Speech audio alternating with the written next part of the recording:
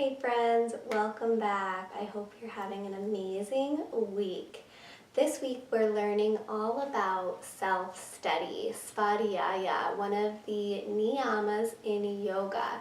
And the Niyamas are observances.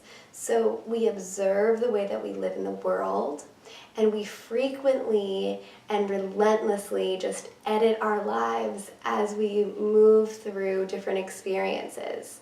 So you can really cultivate a greater understanding of how things make you feel, noticing why they make you feel that way, and then changing what you're doing or the way that you're feeling according to how you can enhance your journey to joy.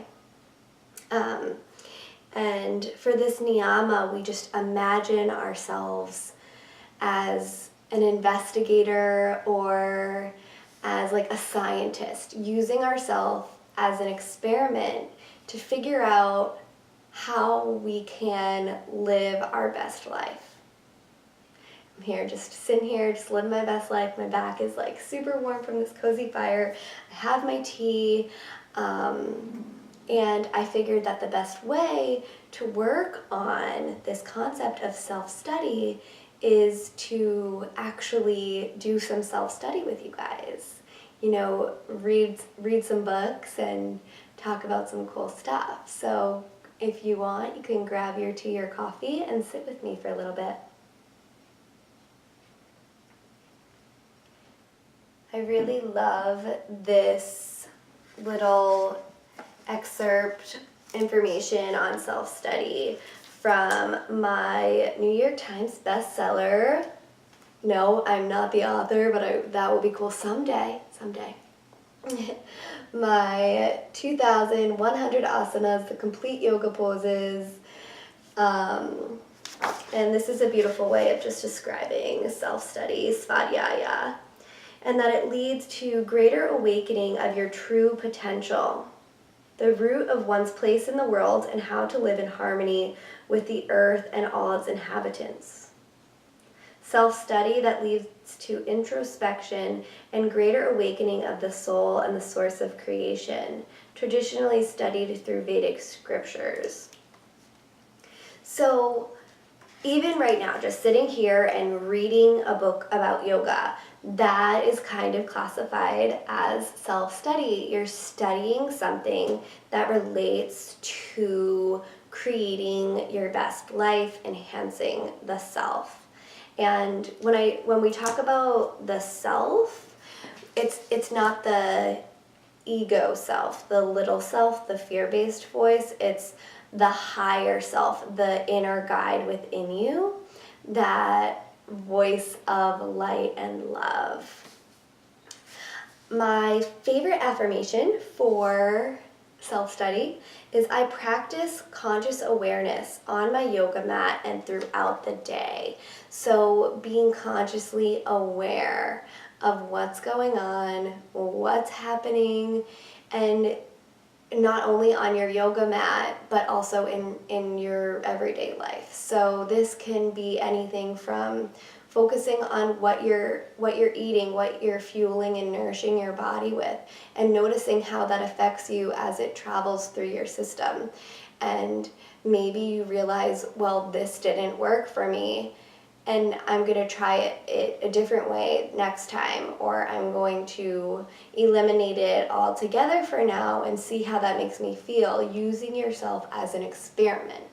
And a great way to do a practice like this is to keep a journal. So I love to journal. It's one of my favorite things to do. So when you're working on yourself as an experiment, you want to have data. And it's a very data-driven practice if you can write down how you feel. And that food example is just for one thing. It could be anything. It could be how you feel after an interaction with a certain person. Like, how did that make you feel? How can you change the way that you show up to that conversation?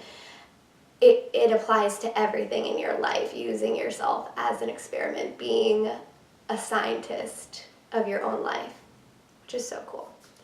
And then I also really like how The Heart of Yoga explains just very extremely briefly, study and the necessity to review and evaluate our process and our progress.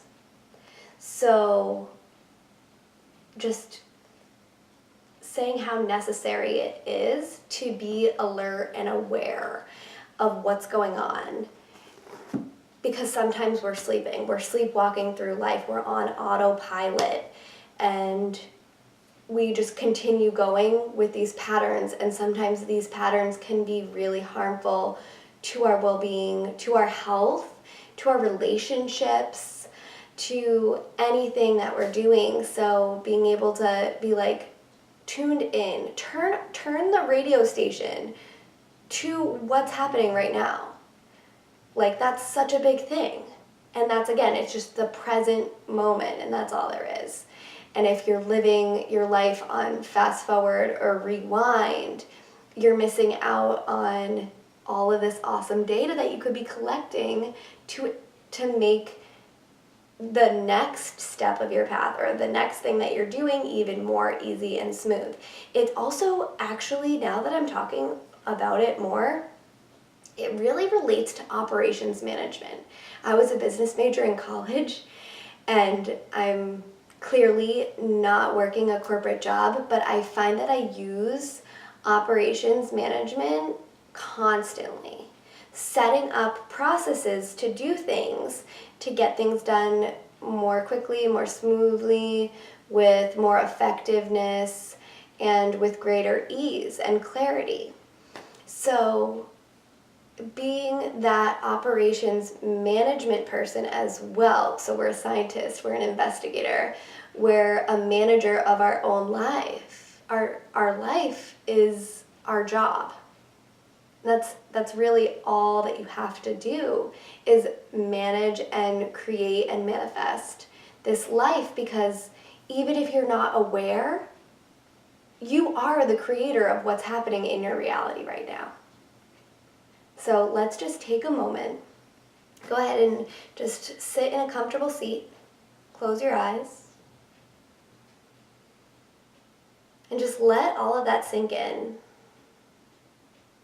So another part about self-study is meditation. Sitting with yourself. Seeing the thoughts that come up as an observer, witnessing them for what they are. Again, Svadhyaya is a Niyama, which is one of the observances. So we observe what's happening. And we show up and we just sit.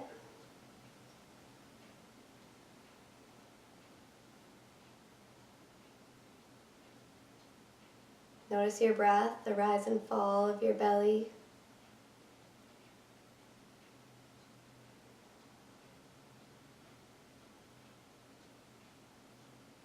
And then I'll lead you through one of my favorite types of self-study meditations. As you sit here in your mind, ask for that light within you, the inner guidance system within you. Dear guides of the highest truth and compassion, please be with me as I sit here observing myself. Help me to release any judgment of my thoughts, feelings, and emotions. And please teach me and tell me what I need to know.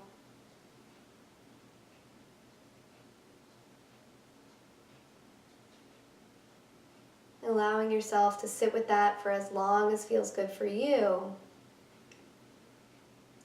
And then when you're ready, keeping yourself completely serene. Maybe you have this internal dialogue with your inner guide. Maybe it's really strong and powerful, or maybe it isn't that loud or confronting. Either way, when you feel full and ready, you can just blink your eyes open to a soft gaze.